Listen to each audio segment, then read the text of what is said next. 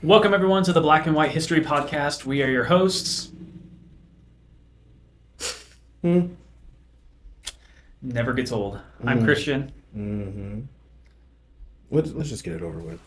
No, I'm Jordan. I feel like you're excited to be here. It's hot, and yes, I'm wearing the vest, and no, I'm not going to take it off. I like the extra pockets. Say something about it. I mean, it's a closed case. The vest is open. Yeah. That's how hot it is. I am excited to breeze past the next two presidents to get to the seventh, lucky number 7. Yeah, I think we're kind of, I guess we had this a little bit with James Madison, where we're definitely at the point where it's kind of like, all right. Just fast forward to the good part. Yeah. President, and then cool guy, and then president, Civil War, president, World War One, and then we really get cooking. But until then, we got to deal with these losers. yeah. We have, I guess it would be James Monroe. Mm-hmm. James Monroe, Thomas Jefferson's little pet project. I know he's obviously the youngest of the presidents who fought in the Revolutionary War, and that he's like the last founding father. He's the last who of the became president. Yes, and he's the last of the Virginia dynasty. Uh-huh. The good old Virginia dynasty. We just love slaves and such. Although the love of slavery was not exclusive to Virginia, they were just the best at it for a while, at least. Yeah. Spoiler. Monroe was. And forgive us if Monroe is your favorite president for some reason. I don't know why he would be, but I'm sure, I guess. He's the last of the founding fathers. So he's the 5th president. And he came in at an opportune time politically because the Democratic Republicans had the Federalists were basically done. And so it was kind of they called it the era of good feelings. Hippy dippy, whatever. Yeah. And it's basically just because there was no one left around. There's no party. Federalists were done. Yeah. I mean, this is now post War of 1812. James Madison served 2 terms, and then it's just kind of the Jeffersonian Party just running the show. Yeah. Basically. Yeah. So I mean, you could get real deep in the weeds about Monroe. I guess not real deep. There's not maybe like. I mean, kind of. I guess the idea, because it was the era of good feelings, there was not a whole lot going on. Stuff was just chilling, I guess. But he added Florida. He did. He bought Florida, just like Big Brother Tom, who just sort of bought it if he could. Yeah. That is an interesting, and when we get to Quincy Adams and then to Old Hickory, Stonewall Jackson. The idea of you gave him 2 nicknames. He does. You gave him a nickname, and then you if you don't know what I'm talking about, I'm talking about Stonewall Jackson. Yeah. If you don't know who I'm talking about, I can't think of a third one, but you probably had one. The question of really what the president can do, because like with Monroe, this is the 5th time we've done it. It's been about 40 years since the Revolution, roughly. Yeah. And so we're like 1814 to 21 something. Yeah. Or 24. Math isn't our strong suit. This is how much we love James Madison. You're right. He was president at some point in the early 1800s. No, but the question of what the president can and can't do, and really what the president is supposed to represent, as far as he's the chief executive. He's elected by the people. They did have the Electoral College. 1817. 17. So he won the 1816 election in 1817. Okay. Yeah. So. Real quick, and it's so annoying that like an election and inauguration. It's a different year. Yeah, I've always hated that. Yeah. So it seems like they're there for 9 or 10 years. Right. But it's because they start on like the odd number. That just always bothers me. It's one of the little quirks that we have in our system, along with 3 houses of government and a bicameral legislature. That's a quirk too. I was thinking about that. Side note, I'm a political science major. I still don't know how unitary government works. Like in Great Britain. Oh, okay. Like their parliament, or maybe the fact that I know that it's a unitary government is enough. I mean, we're not British, so we'll cut this. Anyways, my point is, what the president can and can't do, like the idea of the popular mandate, like a lot of people voted for me because, and I said XYZ, and a whole bunch of people voted for me, so that means that I'm going to do that. And whether the will of the people kind of trumps the Constitution or the established laws, it's not supposed to. That's why we have the legislature to change those laws, and so the executive isn't an actual like king or dictator or whatever. He's not supposed to just be able to do whatever he wants. But we see in the early days they kind of do, because things just come up that we don't know how to handle them.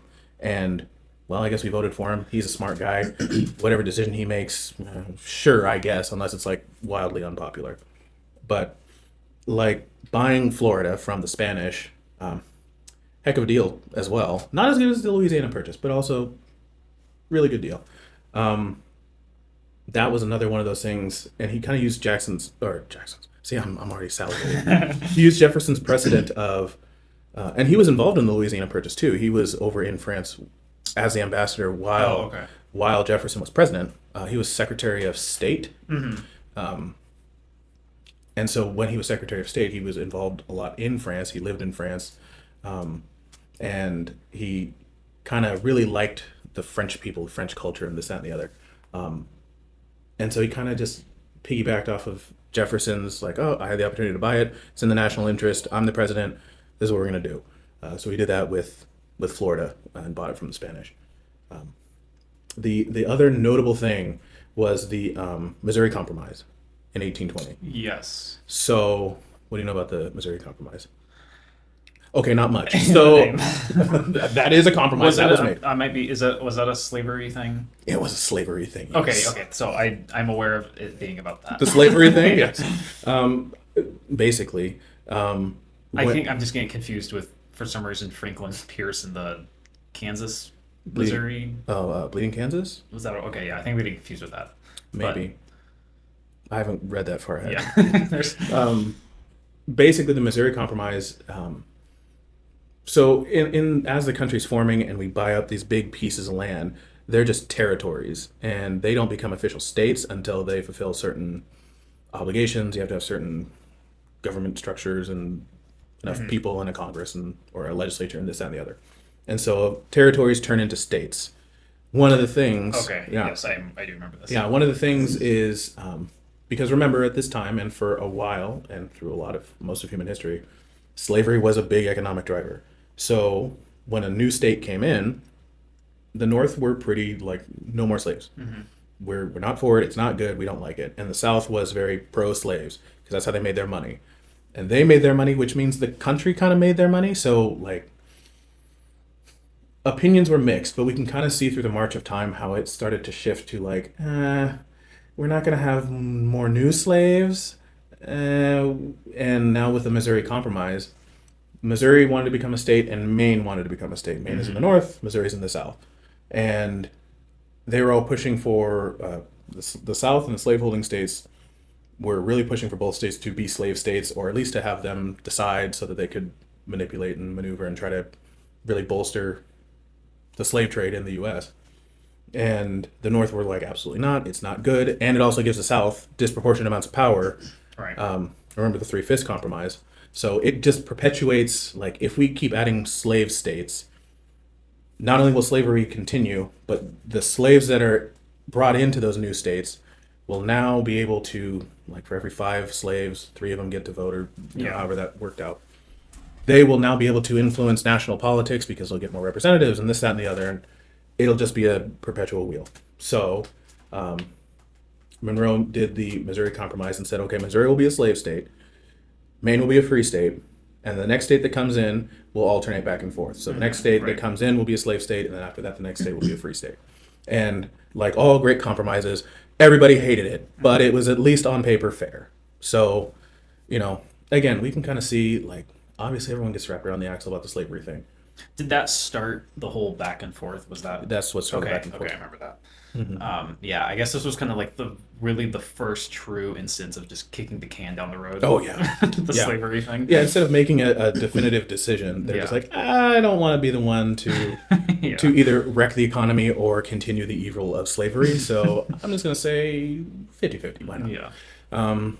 And again, like we've said it multiple times already, these guys were products of their time, and the main economic driver for half the country, and therefore the majority of the country, was agriculture driven by slavery.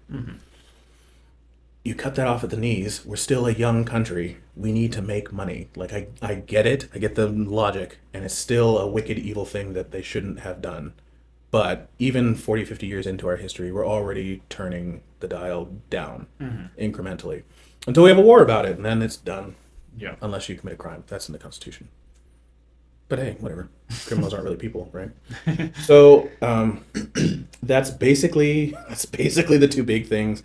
The Monroe Doctrine about Yes, the Monroe Doctrine. Okay, so that I actually don't know anything about. okay. This was a really you heavy episode. I guess. I mean, I'm just the one who nerds out about this stuff, even though I don't want to. The Monroe Doctrine, he worked. So, fast forward a hair. Well, not really fast forward. John Quincy Adams, John Adams's son, was Monroe's Secretary of State.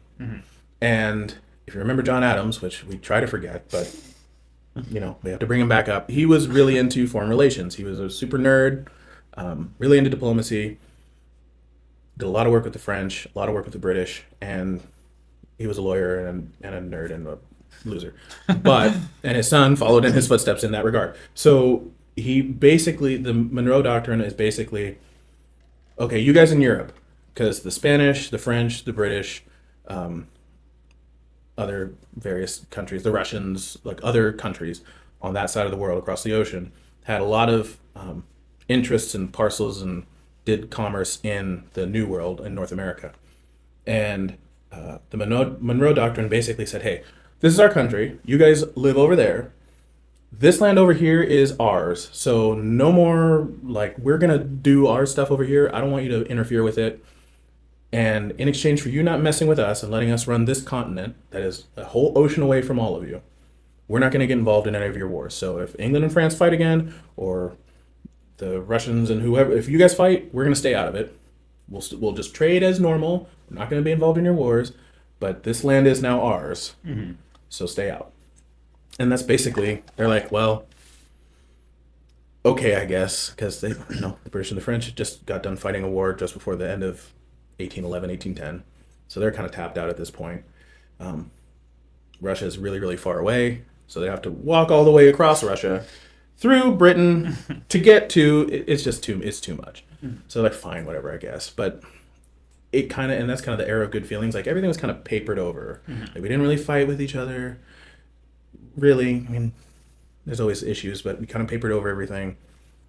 Everything was basically fine. Now, that didn't last, because a lot of stuff that Monroe did while he had all those good vibes going on came back to bite future presidents.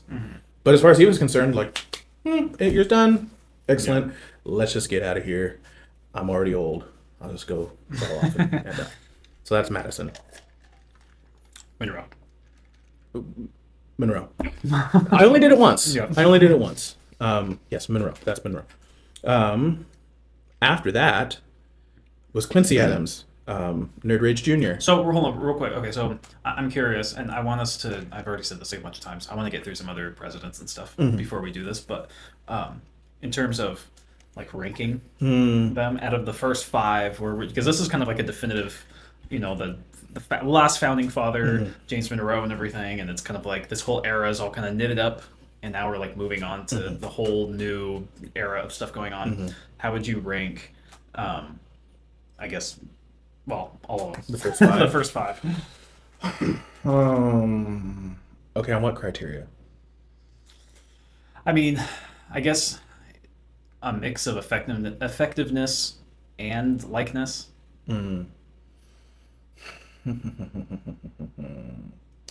I would say number 1 is Washington. He was a larger-than-life figure. Oh, not Thomas Jefferson. No. Oh, okay. I thought. No.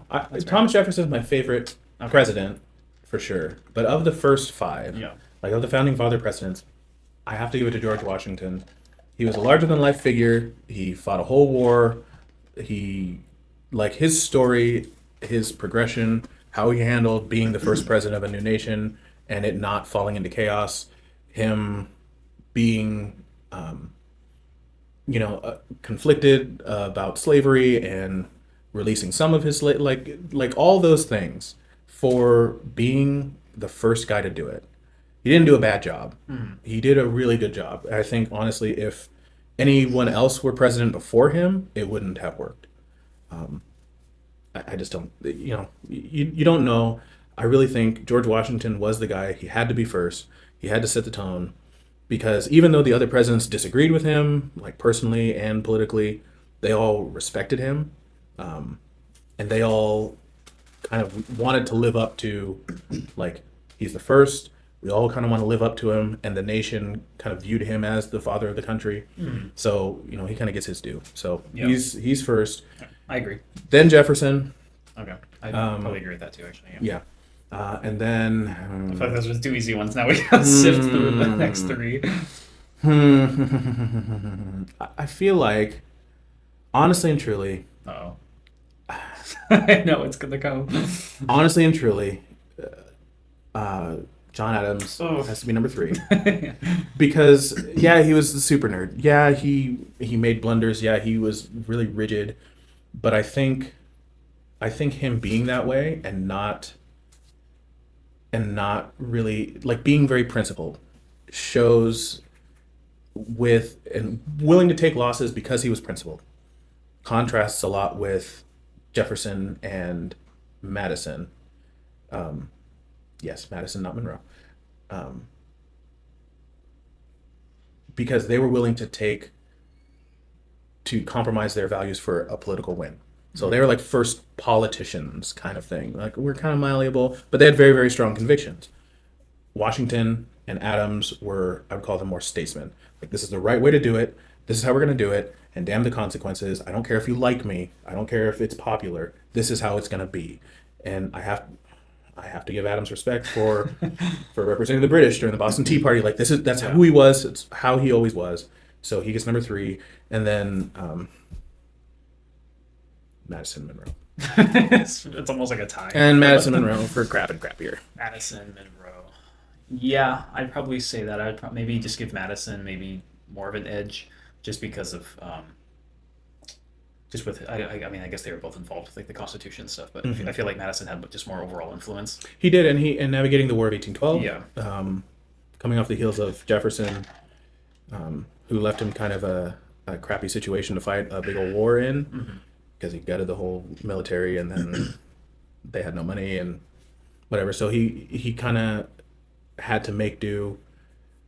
So he gets props for that. And then Monroe kind of coasts in under cover of darkness, does his 8 years, and then checks out before things get real. Yeah. Okay, cool. I would agree with all that, actually. So there you go. There you go. Okay, so I guess that does it with Monroe. Yeah. How long did that take? 15 minutes? Yeah. Just we'll loop this in. Just we'll compress it, and then it'll be 10 minutes, and then we'll just roll on. Next is Quincy Adams, Nerd Jr. Somehow even more of a nerd beta than his father. Do you know that he died at his desk in Congress? No, I didn't. Yes. I know that he's the only president that, like, served in Congress after serving president, which is really for like weird. 17 years. He was like, I'm not finished being lame. I'm so lame, I'm going to die at my desk arguing about lame stuff like abolition. Dead. That was his big shtick. Was stopping slavery. It's like, what a gimmick, dude. It's like, what a work. Abolition. Loser. No, he poor Quincy Adams. Well, he was pretty, I mean, he's pretty progressive, a lot of, even like with the Boston, Well, Boston. yeah, I get, yeah, they just have a different kind of breed, I guess. I don't know. I know, Go Sox, Boston, abolition, go Sox. I know with him signing, I can't remember exactly what the treaty was, but the treaty with the Native American tribes, which obviously is going to feed into our next guy. Spoiler alert. But he seems like he was definitely, we said, like, oh, he's ahead of his time, or he's very, like, progressive. But it seems like he even pushed it out even further than even everyone before him. Yeah. Even probably his dad, I guess. Yeah. I guess maybe that's just naturally, as his time keeps moving forward, things get more progressive. But Yes and no, because, like, you get the guy he ran against in 1824, Andrew Jackson, and Yeah, that's he right. was also a man of his time. Not very far ahead of it, really. Yeah, yeah. I mean, Quincy Adams. First of Well, all, so okay, so what did what did he do before president? I don't know. Who cares? Okay, so he's just kind of one like the son of a president. Yeah, he was probably. I think he was a lawyer. Okay. I think he was a lawyer. I think he served in Massachusetts Congress. Okay. He was involved in politics and law, just like dear old dad. Don't quote me on that because I didn't look it up, but I believe that that's what he did. Watch, he was like, oh, I was a peanut farmer. That's weird. I didn't know they grew peanuts in Boston. So, yeah, I really just zoomed in on the election of 1824. Yeah, so that's actually where yeah, life hits the fan, as the saying doesn't go. Yeah, yeah. That one was rough. Yeah, so this was kind of like something that was bound to happen, I guess. Um, I can't imagine something like this happening now. I do remember that. Okay, so let me just say, in case anyone doesn't know. So there you have John Quincy Adams, Andrew Jackson, and you have three others. Henry Clay, and two others, And William Crawford. whatever. All running for president. So this is still the time where you can kind of just get like a bunch of guys in, and it could be kind of be anyone, but mostly like the whatever. There's still enough influence from the. It's not like the Green Party or where it's just like a nothing vote. Yeah, like third parties were like a legitimate thing. Like, Yeah. you could literally run from Tennessee and just be from Tennessee and win. Right. So the first time this happens, where there's not enough, no one wins because no one reaches the amount of electoral votes you need to cross the finish line. And 270. yeah, it's 270. And was it actually 270 even back then? No. Okay, right. So I don't remember what the Yeah, I don't know, it because doesn't it's really matter, because it's but- based on the number of congressional and Senate Yeah. seats. So it's of 270 now, yeah, obviously. a reduced number. They all got like Jackson got a majority of electoral votes, but not like enough to cross the threshold. he got the most, and I think he also got the popular He did get the vote. popular vote, which is like a cool metric, but doesn't count, Yeah. quote unquote. Except it does, but not really. Yeah. So then everyone's just stuck with well, what do we do now? Well, I know that there was the 12th Amendment, where then, if in case that happens, then they would go to the House of Representatives and they would decide. But this thing that gets really sticky with it is when you have someone like John Quincy Adams, who's like this Ivy League, super rich politician, with a really esteemed past of, his dad being president. And then you have someone like Andrew Jackson, who's the exact opposite. Who's Andrew Jackson? He was Andrew Jackson, the first like populist, like man of the people, like not super highly educated in the same way of Not formally educated. not formally educated. Well, everyone else in the House of Representatives, like who are they gonna probably side with? John Quincy Adams. Yeah, the people who are like that. Yeah. Especially Henry Clay, who we said earlier, who was running for president, and then he got like third place, but was super. Some of this is kind of like it's like not really conspiracy, but it's like it's likely it probably went this way, but it's like there's really nothing to definitively prove. Yeah, you can't prove it. I mean, what? This was 1824. Yeah. Like most people didn't know how to write. Yeah. So he I'm not ends sure how up true that is, but kind of being a big influence, Henry Clay, in trying to convince some of the House of Representatives to elect him president. And the theory was, well, in Henry Clay's position, assuming this is how it went down, if I can get John Quincy Adams, since him and I are more alike, then maybe I can get myself into a cabinet position for his presidency. So he says, hey, John Quincy, I have a plan. Okay, yeah, go tell all the reps. Okay, hey, you guys should side with this because, and then he politics, literally lobbies John Quincy Adams into getting over the finish line based on the vote of the House of Representatives. Which, when you do that to someone that's the other person of Andrew Jackson being like the anti-politician, it just kind of proves his point even further of like just the kind of the corruption and just the lobbying that's going on. Yeah.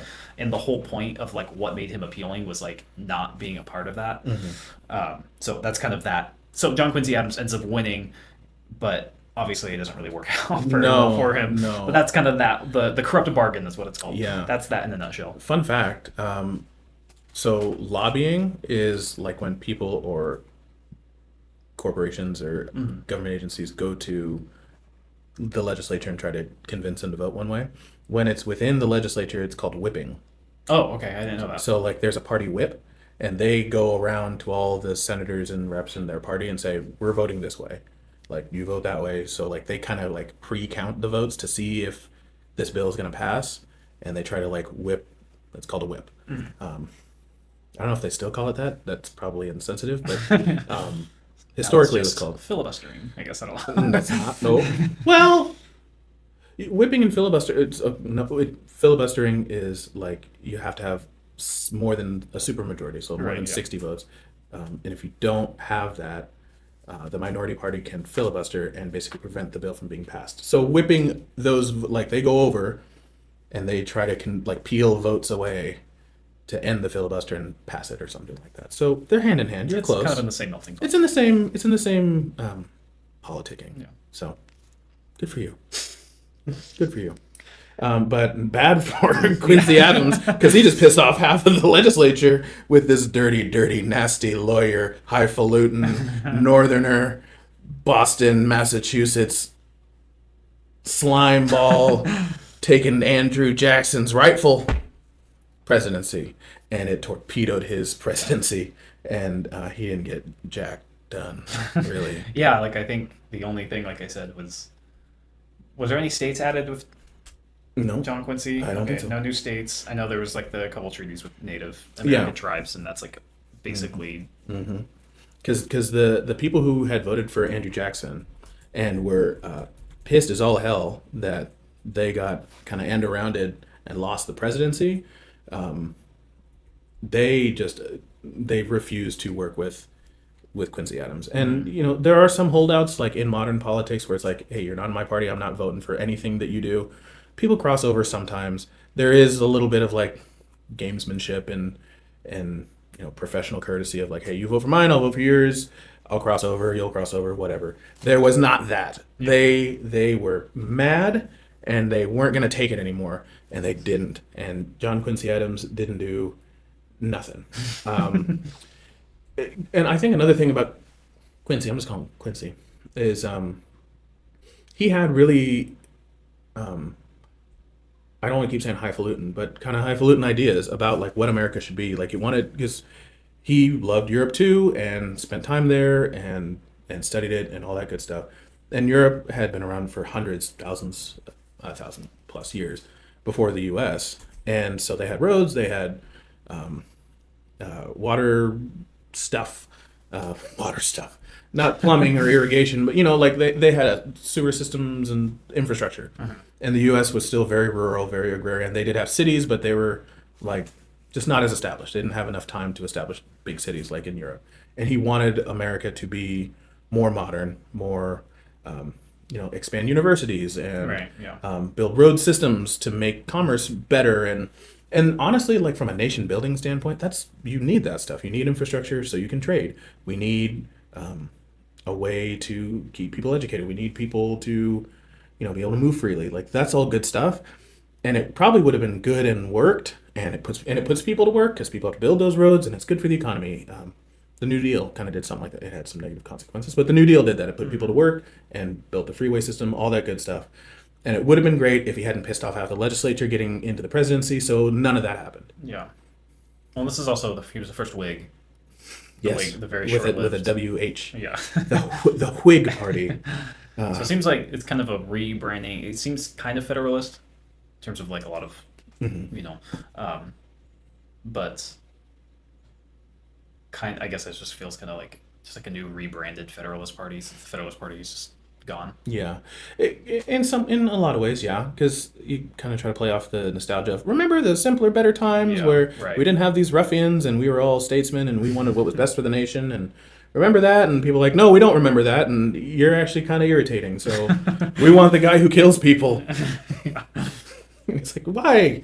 Because he kills people. We can't handle you, nerd. So he like father, like son. Loser. Quincy Adams is a one-term loser. The second one-term. Yeah, a one-term loser. He is out. Jackson is in, and he gets steamrolled. Oh, it's nasty. It was bad. It was real bad. But Quincy Adams, after he left the presidency, he went back to Congress. Yeah. And he, like I said, he was there for, I want to say, 17, 20 years. He was there for a long time afterwards. Famously, the Amistad case. He argued that in front of the Supreme Court. Basically, it was a good movie about it. I haven't seen it, but I heard it's good. It's basically there was a slave ship, and it crashed, and they had like their like I don't know. You should probably cut it because I don't know the details of it. But like, it was something about they were slaves and they're being transported, but when the shipwrecked, there was no record of who owned them or because essentially they were property. So like, if you buy something from Walmart, you have a receipt that says I bought this. It is now mine. You have proof of purchase. If that goes away, like there's no way for you to prove that you bought that TV. And if I say that's my TV, or if someone else says that's no one's TV because no one can prove it's theirs, then it just goes away. And that's basically what Quincy Adams did. He said there's no records. You cannot prove that these people are your slaves. No one can prove that they are slaves too that belong to anyone, so they are free. And he brought that all the way up to the Supreme Court, and the Supreme Court's like, well, there are free black people and there are slaves, but since slaves are property, you need to have proof that someone owns them, and you don't have that, so I can't just give people away to... You have to buy people. I can't just give you people. You have to buy them. So they went free. And so he was a super vocal abolitionist. Like that was his thing. And then he died at his desk in Congress. So, you have to give him at least a little bit of credit for dedication. Like how many, well, you can make the joke, like how many politicians like die in office? It's like, well, they might as well be dead, and they're just wheeling them around. How many amphetamines can you put into a man and make him shuffle around like a little wind-up robot and sign stuff? He doesn't even sign stuff. He has a robot sign it. Anyways. Pen. Cut that. That's for the Patreon. So, yeah, that's Quincy Adams. I guess because he had the balls to die in Congress is a little bit better than his dad, but not by much. And that's not a high bar. Yeah, I mean, I would probably still put John Adams Sr. I would still rank him higher than Quincy Adams. Yeah. Just in terms of like his overall influence and like, but there wasn't enough time to hate the Adams name. Yeah. So it was well established by the time Quincy came along. Okay. So that's so we breezed, Monroe. we never let it be said we didn't talk about all the presidents who were technically president, no matter how lame or stupid they were. They were president. I'm not, so you got to give them at least the fact that they were elected technically, even if it was scheming backroom, dirty northerner deals. Are we considered northerners? In Washington? Yeah. I mean, I guess, but that wasn't even, we're so far away. 1889 is when our state was, so we were way past the northern, southern. I guess, but it's just like... I mean, there's still a lot of influence. I mean, I know even how... If you look at a lot of like presidential electoral maps, even through like the 60s and stuff, there was still a lot of northern and southern. So there's still kind of that influence. So I guess, it was kind of more just like deep south versus the rest of the country. Yeah, deep south versus everyone. That was northern, southern. Yeah. So. Well, I think like Washington, we have a weird mix because we have like the frontier, which is more closely aligned to like the south, like make it your own. We have agriculture, but we also have major shipping and ports and stuff. So that makes us kind of northern. We're physically north. I don't know. I think like north and south, and then like west coast. You're right. Yeah. So like west coast is kind of its own flavor. I don't know. I just have to throw that in there. Someone likes northerners. What, you from New Hampshire? I don't care if we lose subscribers. Only get 4 electoral votes. Yeah. Well, at least we're not like North Dakota and we split them. Yeah, is that Nebraska? Oh, yeah, it is Nebraska, 1st and 2nd district. Yes, there's 3 different districts. Yeah. It always goes the same. Yeah. One's one party, the other is well, it the especially doesn't matter. None of this matters. No, none of it matters. Over. But I was just going to say, it also doesn't matter because at the same time they started splitting that was when they split Maine in its 2nd district. But because that votes like the same way, it doesn't actually make a difference. It just had to be different. Yeah. It just had to be different. We don't want to be like everybody else. We want to be lame in a different way. Yeah. All right, Nebraska. Okay. On that note. Yeah. Just cut it. Continue. This all stays in. We'll continue on with Andrew Jackson. With a real president. Yeah. With real backbone and who murdered thousands of innocent people. Well, stay tuned.